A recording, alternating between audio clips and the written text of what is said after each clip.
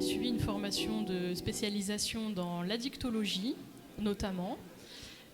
Donc voilà, je travaille avec un public qu'on appelle tout venant, donc c'est-à-dire que toute personne qui se sent en difficulté peut venir me voir en cabinet. Alors moi je suis Valentin, dit Viggle 4 pour être précis. Je suis joueur, je suis coach et graphiste sur Rocket League majoritairement. Donc moi j'ai une formation de 3 ans de graphisme art graphique. Après là je suis en motion design à l'heure actuelle et je tends vers l'e-sport vraiment aux côtés de la TSK pour tout ce qui est graphisme et coaching. D'accord. Moi, c'est Romain, alias Azeka. Je suis coach chez la TSK. Ça fait maintenant 1 an et demi, 2 ans. Et voilà, je gère des équipes et voilà. Ok, très bien. Donc, manager globalement, enfin, tu gères et coach, on va dire. Pas vraiment, je fais vraiment le travail d'un coach. Ouais. Voilà. Après, on a des managers qui sont, eux, là pour prévoir les choses et qui sont aux demandes des coachs, mais aussi des joueurs. Très bien. Merci beaucoup. Merci de votre présentation chacun. On va parler aujourd'hui donc de santé, mais notamment de gaming intensif, même addictif, on va dire, qui peut avoir des conséquences donc sur la santé physique et mentale. Comment trouver un équilibre, comment traiter aussi ces addictions, mais surtout quels sont les dangers et comment les prévenir, c'est ce dont on va parler dans cette conférence. Donc les risques qui sont liés au gaming intensif. Alors qu'on sache, le gaming intensif c'est quoi ? Le gaming intensif c'est jouer aux jeux vidéo de façon effrénée jusqu'à ne plus savoir la différence entre la réalité et la fiction. Et surtout aussi une phase d'addiction au jeu, de sédentarité extrême, mais aussi souvent de stress. Comment est-ce qu'on gère justement quand on a envie de s'arrêter ou en tout cas d'essayer de comprendre ces addictions. Par exemple, en tant que coach, comment est-ce qu'on fait pour gérer ces joueurs et pour leur dire de ne pas trop jouer, puisque souvent les joueurs ont tendance à trop jouer pour essayer de s'améliorer. Comment est-ce qu'on fait pour justement jouer moins, mais mieux ? Après, ce qu'on néglige beaucoup, les joueurs, ce que négligent beaucoup, c'est que c'est pas parce qu'on va jouer longtemps et beaucoup qu'on va être plus performant. Avoir un sommeil régulier, enfin un bon sommeil, manger bien, c'est déjà une grande partie de la réussite pour jouer, des parties et surtout de la performance. C'est aussi intéressant de faire autre chose, c'est bien de bien s'entourer, d'être avec sa famille, ses amis, de faire autre chose de temps en temps aussi. Parce que rester sur les écrans tout le temps, même manger, dormir et jouer, c'est contre-productif et ça sort de la performance. Valentin, quelque chose à rajouter ?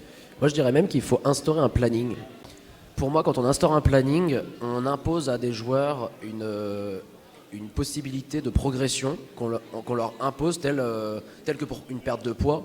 Il faut se donner un objectif, un cap où on veut aller, et après se donner des dates, des objectifs entre ces gros objectifs pour l'atteindre. Et en donnant un planning, on les oblige à atteindre des caps et à les diriger, donc à ne pas leur dire de trop jouer. Au contraire, on leur donne des timings où ils jouent, on leur donne même ce qu'ils doivent faire pendant certains timings, ce qu'ils peuvent faire ou pas, et on leur impose même des jours off où ils ne jouent pas. Et des jours off, moi je trouve que c'est extrêmement productif dans le sens où un jour où on ne joue pas, c'est un jour où on se repose entièrement. C'est un jour où on ne se met pas de pression. Pendant cette journée-là, on ne s'énerve pas non plus sur le jeu.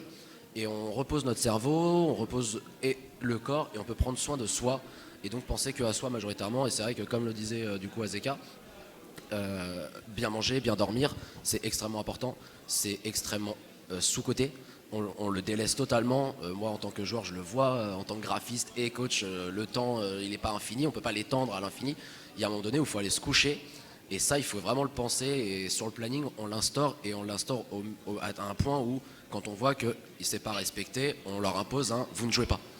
Et donc, moi, je pense qu'en instaurant un planning, une routine régulière, ça permet de ne pas avoir envie de trop jouer. Et ça permet justement de se dire « Ah, là, j'ai envie de jouer ». Plutôt que « Ah, là, faut que je joue ». Il y a une nuance dans les deux. C'est vraiment quand on se dit « faut que je joue », On n'y va pas avec les bonnes intentions. C'est vrai que trop jouer, c'est pas bon en fait. On a les yeux à la fin qui brûlent, on a le cerveau, il sait plus quoi faire. C'est pas bon en fait. Il faut se reposer. Il faut que le corps se repose.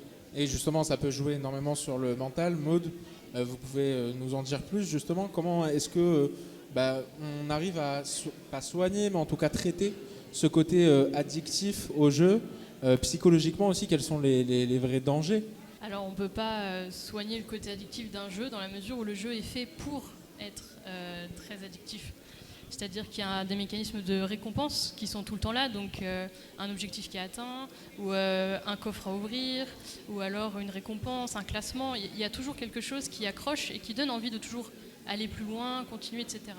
Ce qui a été évoqué aussi, c'est effectivement le fait d'avoir un rythme de vie qui est cohérent, qui est contrôlé, et qui permet du coup de pouvoir gérer sa consommation.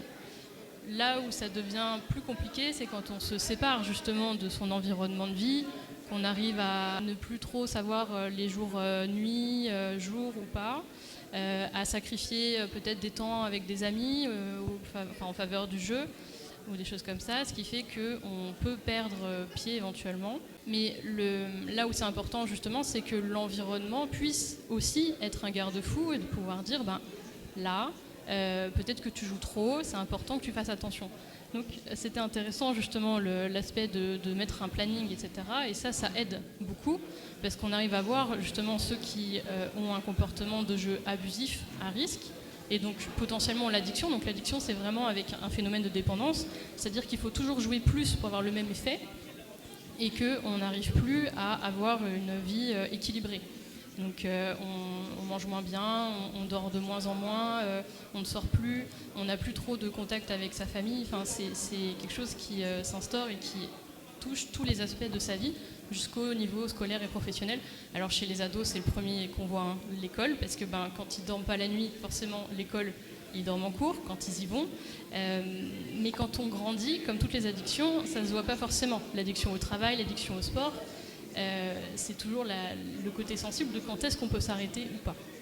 Alors on va parler, donc vous avez très bien parlé des conséquences aussi physiques, l'addiction, mais surtout du jeu intensif. On a posé la question à des joueurs professionnels, des joueurs semi-professionnels, ce qu'ils pensaient de plein de questions sur le mental et la santé en e-sport. Il y a une question notamment qui est assez intéressante à traiter, je trouve. C'est sur les symptômes physiques donc, et mentaux liés au stress des jeux. Et il y a un des joueurs qui a répondu en disant « Oui, le stress peut se manifester physiquement, avec des tensions, des respirations accélérées, et mentalement, notamment avec des doutes et des difficultés à me concentrer. Mais bien géré devient un véritable moteur de performance. Pour moi, il ne faut pas se focaliser sur les symptômes du stress.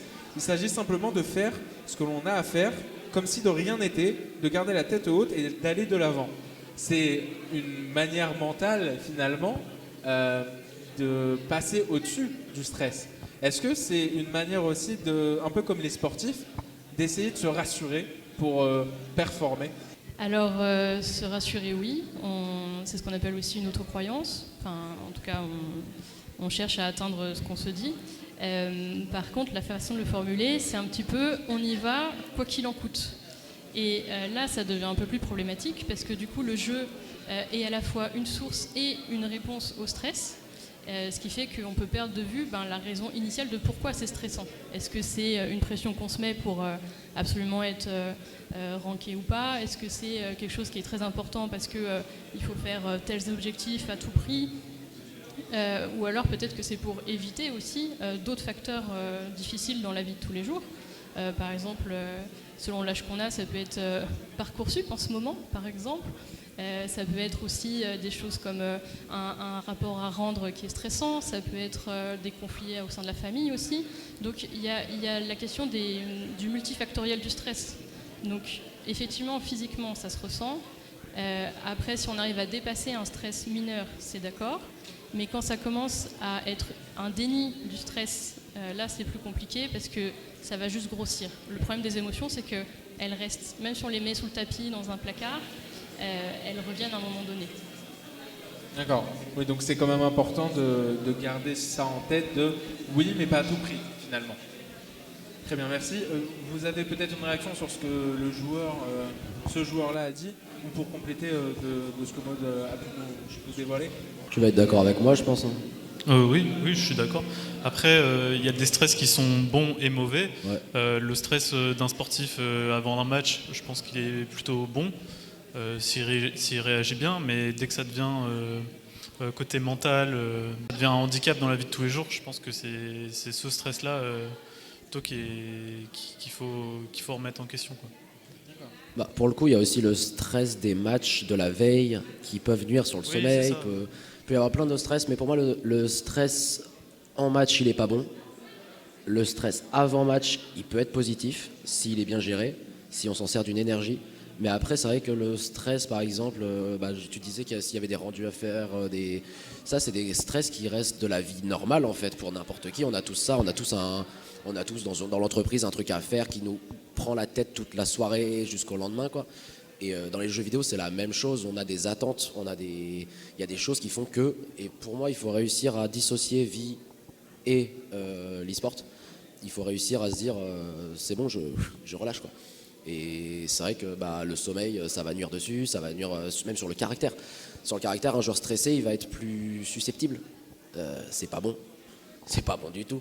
C'est un joueur en game, je pense que tu vas pouvoir dire la même chose que moi, mais en game, un joueur qui est stressé va potentiellement moins parler, moins bien jouer et nuire à toute son équipe, quoi, du coup. Et souvent, quand on va avoir une interaction avec lui, c'est plus compliqué, il faut réussir vraiment à le poser. Ouais, ça, après, c'est aussi notre rôle de leur faire remarquer, de gérer, de parler avec eux pour les remettre aussi eux en question et pour qu'eux ils prennent plus de plaisir et qu'ils arrêtent de stresser, quoi. Il y a ce côté mental qui revient énormément de chez tous les joueurs. Hein. Dans tout le panel qu'on a pu prendre, il y a énormément de joueurs qui nous disent soit ça passe, soit ça casse. Quand je suis très très stressé, il y a forcément des moments où je lâche prise et j'essaye de mettre mes émotions de côté pour mieux jouer. Est-ce que justement, parce qu'on parlait énormément de stress, de contrôle de soi, est-ce que c'est par l'accompagnement aussi mental que justement on peut essayer de gérer ce stress et ces pics un petit peu de moments où le joueur peut très très vite lâcher? Pour le coup, je dirais pas qu'on peut le gérer. Je dirais qu'on peut trouver une alternative, comprendre le joueur, parce que tous les joueurs ne fonctionnent pas de la même manière. Il y a un joueur, il va fonctionner, on lui fait une blague, c'est bon, il est dans le monde. Il y en a un autre, il va falloir être droit, franc, il va falloir lui dire la chose directement. Pour moi, ça va fonctionner à la personne. C'est vraiment il faut s'adapter à qui on a en face pour réussir à en faire ce qu'on veut et réussir à en tirer le meilleur. Après, la question de base, c'était la question à la base. La question de base, c'est est-ce que justement cet accompagnement peut l'aider? Ouais. On est là pour ça. C'est comme le disait Azeka, on est vraiment, en tant que coach, on n'est pas là que pour la théorie du terrain, on est là aussi pour le mental. Et c'est pour ça qu'il faut connaître ses joueurs. Très bien, merci beaucoup. Est-ce que, en tant que psychologue, on peut justement aider un peu comme des sportifs, j'ai envie de dire, à aider à gérer le stress des joueurs pour mieux performer? Ça, c'est plutôt effectivement les préparateurs mentaux ou certains coachs effectivement qui sont plutôt dans cette dynamique-là. Après, globalement, il ne faut pas perdre la question du sens de ce qu'on fait et des objectifs qu'on a initialement. Effectivement, donc, le côté ludique du jeu, c'est quelque chose qui est important pour tout le monde. Et puis, je pense que tout le monde a envie de travailler dans un environnement où on se sent bien, avec qui des collègues avec qui on s'entend bien, où il y a un vrai travail d'équipe, avec des réponses, etc., une bonne ambiance.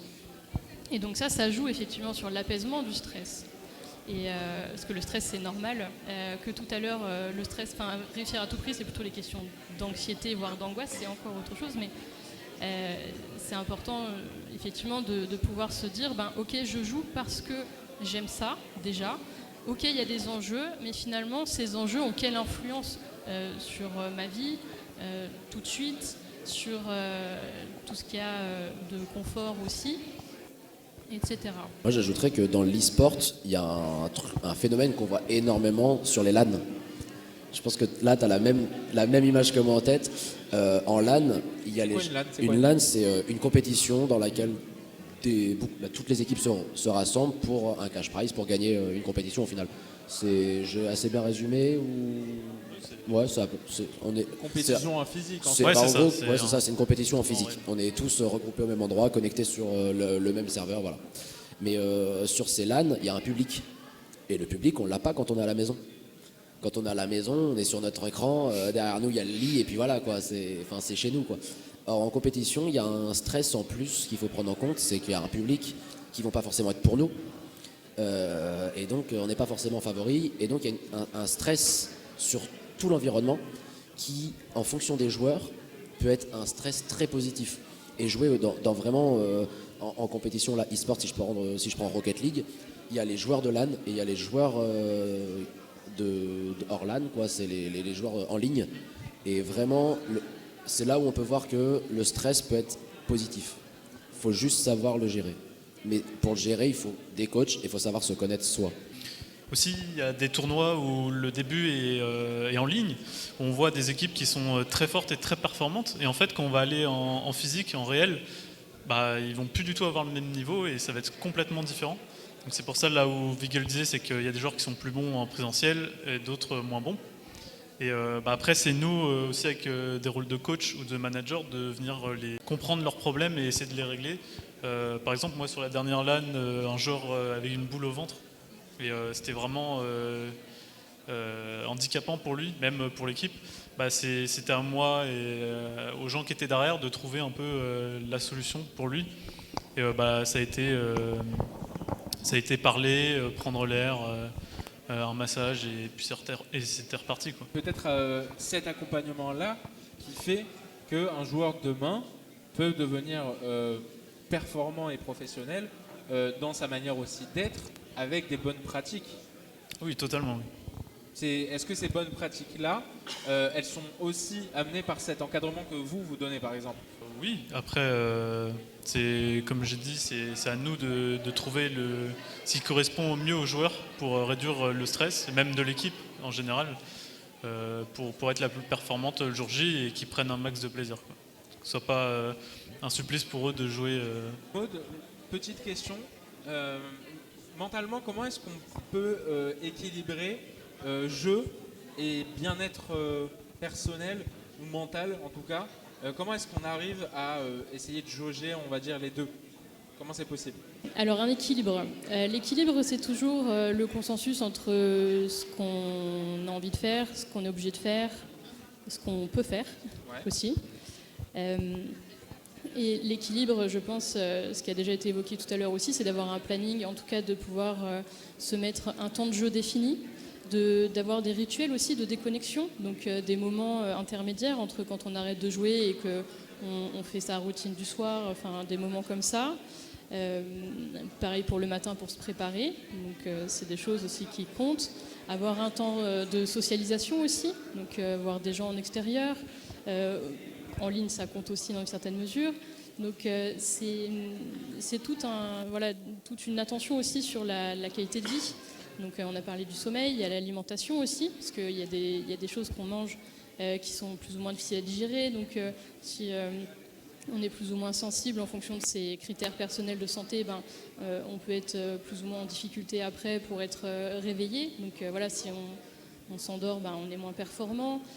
Donc du coup, on peut vouloir travailler, on peut vouloir jouer plus longtemps et donc grignoter sur le sommeil. Enfin, il y a des choses qu'on peut rater dans les points de vigilance. Mais si on est attentif aussi au fait que on se sente bien, qu'on sorte pas mal dehors aussi.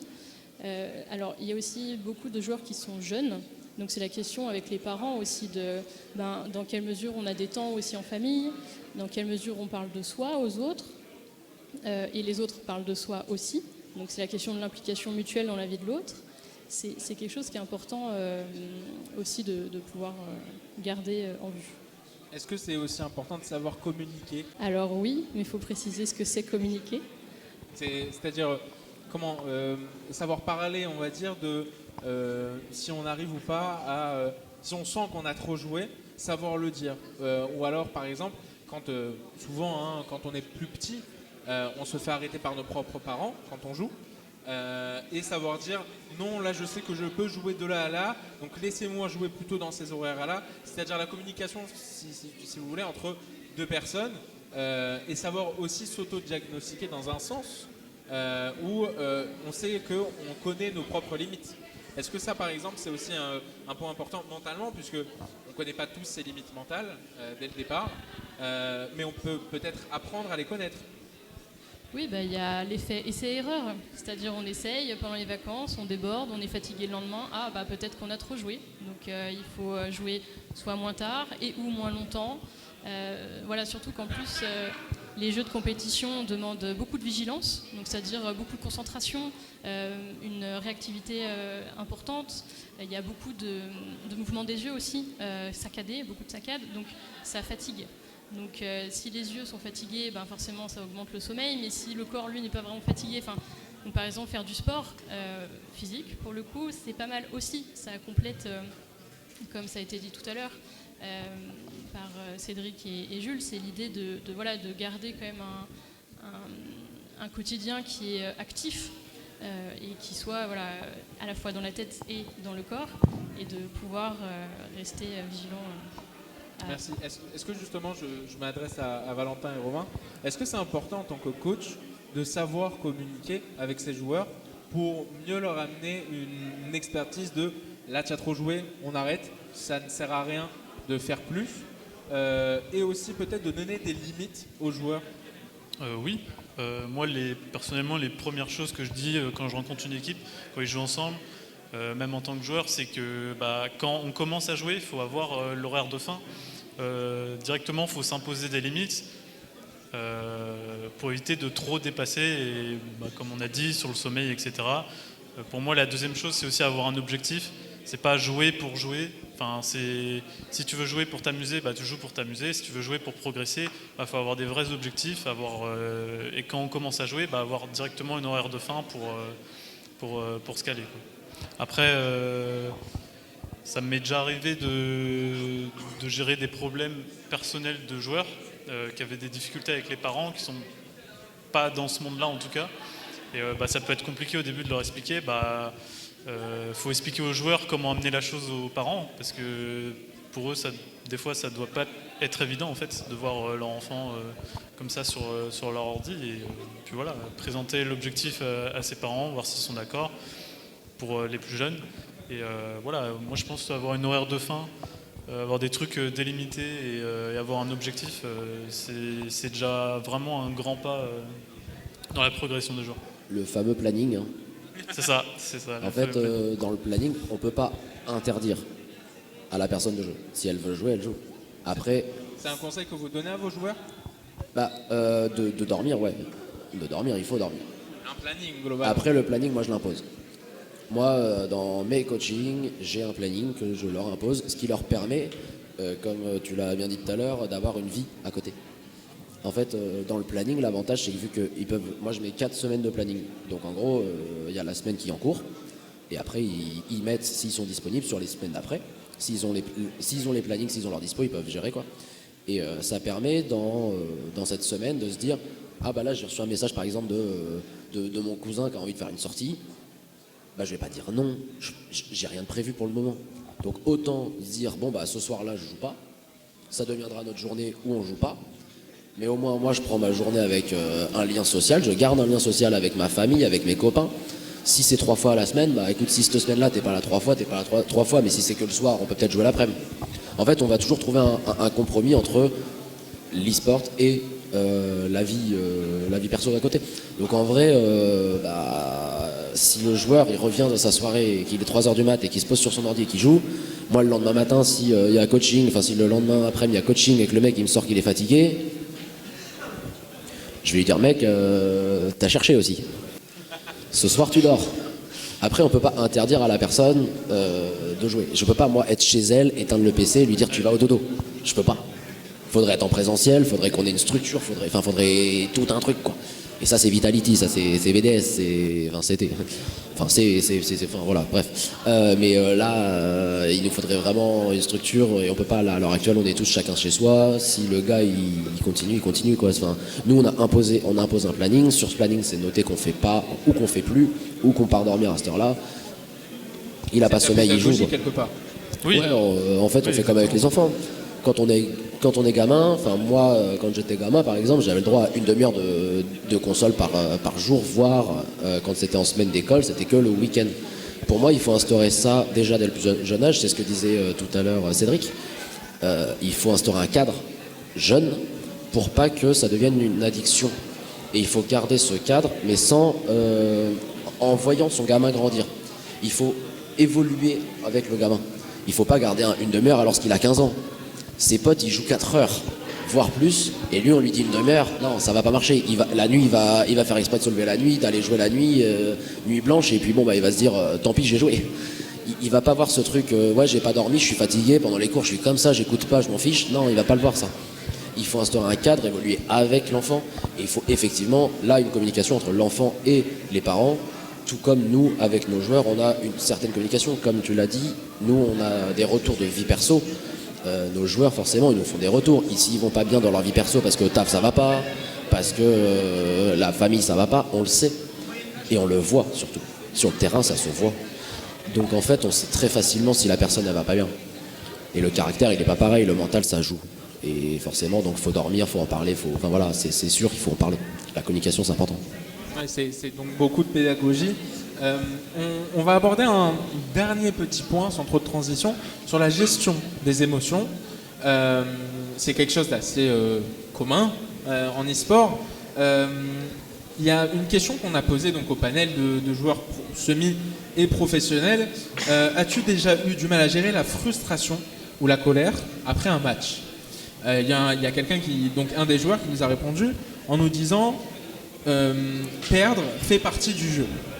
Si on ne faisait que gagner, ce serait trop facile. J'essaie surtout de me remettre en question et de me dire la prochaine sera la bonne.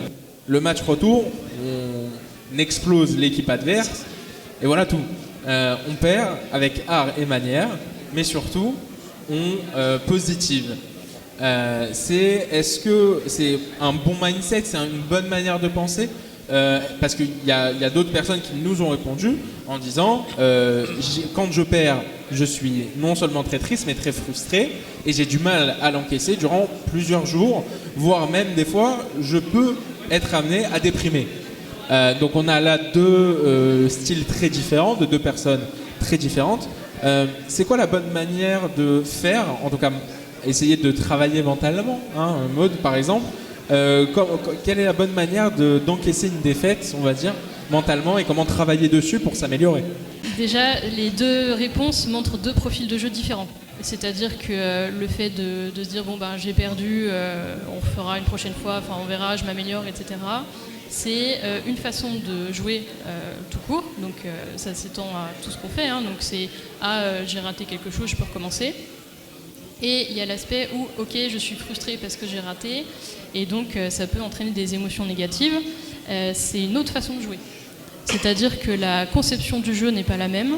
Et là, en revanche, les émotions, c'est-à-dire que dans le cerveau, quand vous réussissez quelque chose, vous avez des endorphines, de la dopamine et de la sérotonine, entre autres. Et quand vous perdez le bénéfice de ça, parce que vous ne réussissez pas l'objectif. Donc là, la question, c'est finalement, qu'est-ce qui compense ça? Donc il y a des gens qui arrivent à bien gérer, donc ça dépend des facteurs de personnalité aussi. Des gens qui ont ce qu'on appelle une bonne introspection, c'est qui arrivent à se dire ah ok, là je suis frustré, là c'est facile pour moi, là pas, etc. Et qui arrivent à mettre du sens sur ce qui se passe. C'est des facteurs très protecteurs.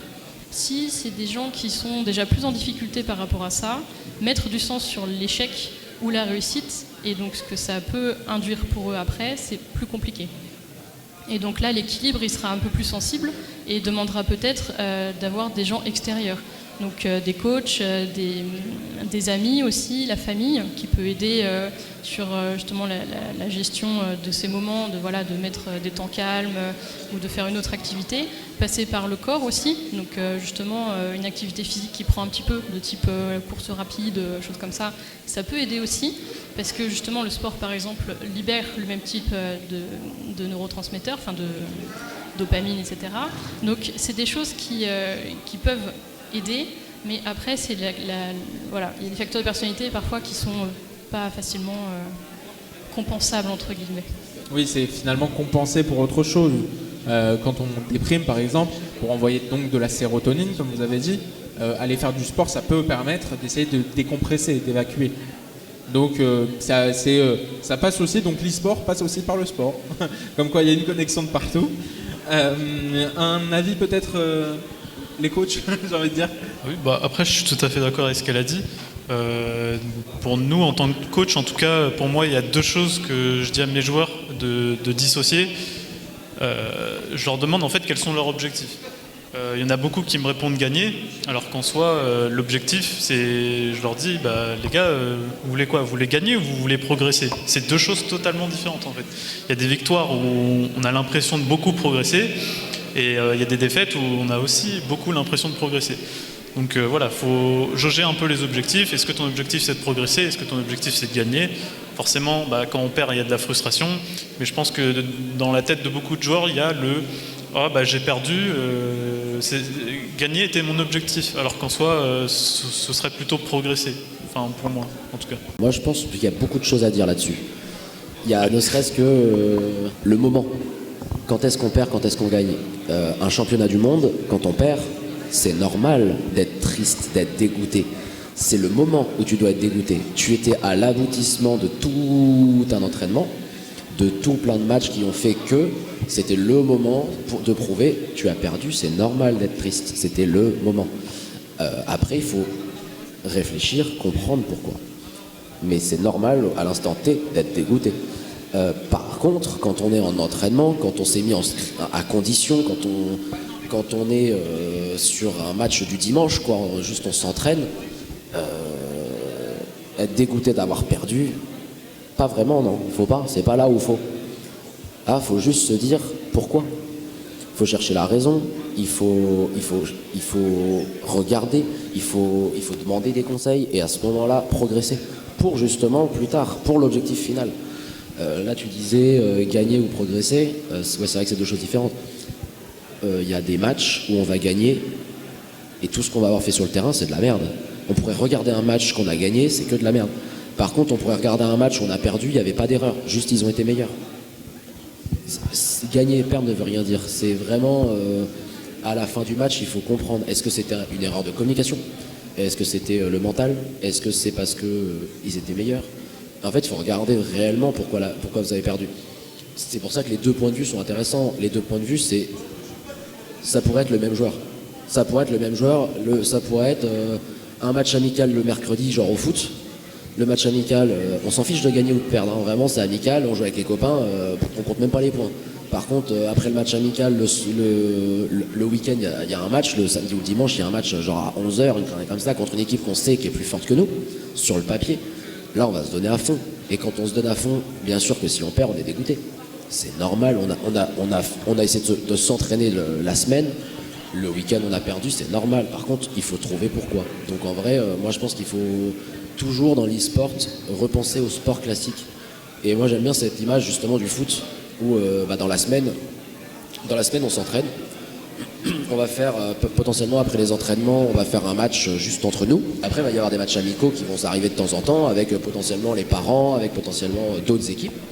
Et va y avoir les tournois. Et dans les tournois, c'est le moment où on veut prouver. Donc c'est normal à ce moment-là de se donner à fond. Et c'est pas le moment où on cherche à progresser ni à apprendre. C'est le moment où on cherche à mettre en application ce qu'on a appris tout avant.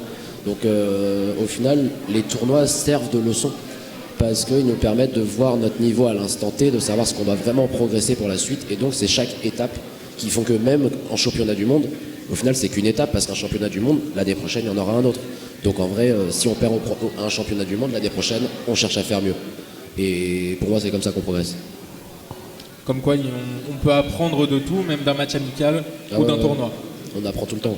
Tout le temps. Même en dehors de l'e-sport en général, en fait, même avec les études, dans une entreprise peut-être, je sais pas, à chaque fois on va avoir des résultats, alors qu'au final, ce qui compte peut-être le plus, c'est la progression et de renchaîner derrière, quoi. C'est pas parce qu'on se prend une tôle dans ses études, etc., qu'il faut rester sur une défaite, quoi. Non, pour le coup, les études, c'est la meilleure image. On est tous passés par l'école.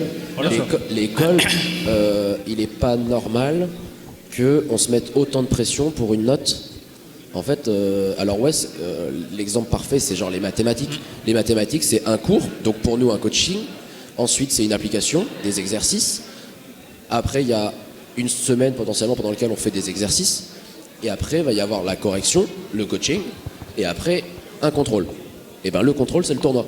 C'est le match. Et c'est le moment où effectivement on veut savoir ce qu'on vaut. Si par exemple en mathématiques vous avez 12, ça veut dire que vous avez pas mal de choses à apprendre. Si vous avez 18, il n'y a plus grand chose à apprendre. Mais ça veut dire qu'on peut passer à autre chose. Avec 12, il va falloir retourner sur ce qu'on vient de voir pour ensuite avancer. Par contre, effectivement, si on a 18, vu que c'est déjà du acquis, on va voir là où on a eu faux. Ça se trouve c'est sur un raisonnement, c'est sur une connerie comme ça. Et en match c'est la même chose. Et nous, nos coachings fonctionnent de la même manière. Tout fonctionne de la même manière en fait. Oui, c'est ça. Et puis même... en fait, si les joueurs vont être dégoûtés de leur classement, c'est peut-être on va remettre beaucoup de choses en question, mais par exemple des entraînements peut-être qui ont été mal faits ou un aspect qu'on n'aurait pas vu à travailler, qui peut se révéler aussi. Et voilà. Ça veut dire donc progresser en toutes circonstances, quoi qu'il arrive. On va devoir malheureusement s'arrêter là, même si j'aurais aimé qu'on continue. Le temps nous prend de court. Merci à vous trois. Le temps n'est pas infini. La discussion de tout à l'heure, le temps n'est pas infini. Merci en tout cas à vous trois d'avoir participé à cette conférence. Merci pour vos expertises à chacun. Une question rapide alors. On veut tous te donner le micro, mais personne n'a bougé. Merci. Merci pour votre intervention. Étant donné qu'on parle un petit peu de tout cet aspect psychologique et au vu des faits actuels, récents, dans la presse, etc., est-ce que vous pensez que le jeu vidéo aurait un impact sur la violence, sur la violence envers les jeunes, etc. Est-ce que ça serait peut-être un moteur de violence chez les jeunes et chez même les adultes aujourd'hui ? Voilà. Je pense qu'on en revient à la question de tout à l'heure, on en revient au thème de tout à l'heure. Pour moi, s'il n'est pas contrôlé. Si le jeu vidéo n'est pas contrôlé, ouais. Parce que du coup, on va l'intégrer à un quotidien, même à en croire que les jeux vidéo sont la vie. Et les jeux vidéo, c'est les jeux vidéo. GTA, c'est GTA. Rocket League, c'est Rocket League. Aller au travail, c'est aller au travail, quoi. En fait, je pense qu'on en revient à l'éducation et du coup le contrôle des jeux vidéo. Et il faut, dès le plus jeune âge, contrôler les jeux vidéo, mais sans faire oublier aux gamins qu'à côté, il y a un monde, en fait. Il y a une vie, quoi. Et à l'heure actuelle, je pense que on n'est pas devenu coach et moi graphiste pour rien.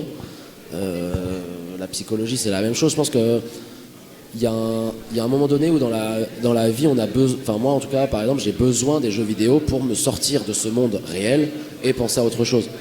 Effectivement, là, avec l'actualité, moi, je pense que la personne, elle a oublié qu'il y avait la vie. Et elle en est restée au point où on est dans les jeux vidéo à l'heure actuelle. Je pense qu'il y a l'aspect aussi de pourquoi on joue aux jeux vidéo, c'est-à-dire que cette personne-là, je pense, était déjà en difficulté psychique. Donc ça peut être des difficultés très variées, ne serait-ce que ce qu'on disait tout à l'heure, par exemple la dépression à la réussite à l'école et au travail, et même dans la vie courante, parce qu'on a quand même beaucoup d'injonctions sociales de réussite, d'être beau, d'être riche, enfin voilà, surtout avec les réseaux sociaux, il y a quand même beaucoup ces images-là. Et donc la frustration qu'on peut avoir si on a une personnalité déjà qui a une tendance un peu agressive et qu'on ne sait pas comment gérer cette agressivité-là, donc quand on la gère, c'est dans la lecture, dans la création, dans les jeux ludiques, etc. Et quand on la gère plus, par contre, c'est ce qu'on appelle un passage à l'acte. Et là, du coup, ça explose contre n'importe quoi. Donc ça peut être dans les autres faits divers, brûler une voiture de banlieue, des gens qui se font tabasser complètement aléatoirement. Et malheureusement, ça rentre dans ces difficultés-là. Après, on est tous des humains. Hein. On reste tous des humains, on fait tous des erreurs. Après, C'est ça. Ouais. Mais le plus important, là, c'est de ne pas mettre tout le monde dans le même panier sur cette histoire. Parce que dans ce cas-là, on peut prendre tous les autres faits et on va mettre tout le monde dans le même panier. Hein. On va dire une bêtise, mais genre Charlie Hebdo, si on mettait tout le monde dans le même panier pour ce qui s'est passé, on est mal barré, quoi. On va vraiment plus sortir, on va plus rien faire. Là, effectivement, c'est un cas, on n'est pas tous comme ça, quoi. Au contraire, on est même, je pense, tous à ne pas vouloir être comme ça, à vouloir enlever cette image des pustules devant l'écran. On n'est pas ça, quoi. On a su se développer plus que le petit geek devant l'écran qui rentre, qui joue et qui reste devant son écran. Là, il y a eu un cas. RIP pour nous, quoi, j'ai envie de dire, mais va falloir faire avec. Entre autres, c'est pas le jeu vidéo qui est dangereux, c'est ce qu'on en fait. Ouais, Voilà. Exactement. et de comment on vit avec. Exactement. Merci beaucoup à vous trois d'avoir merci. participé à cette conférence. On se retrouve bientôt pour la prochaine conférence qui sera évidemment sur l'inclusion et l'e-sport dans le jeu vidéo. À tout à l'heure et merci encore à vous trois. Merci beaucoup. Merci. Merci.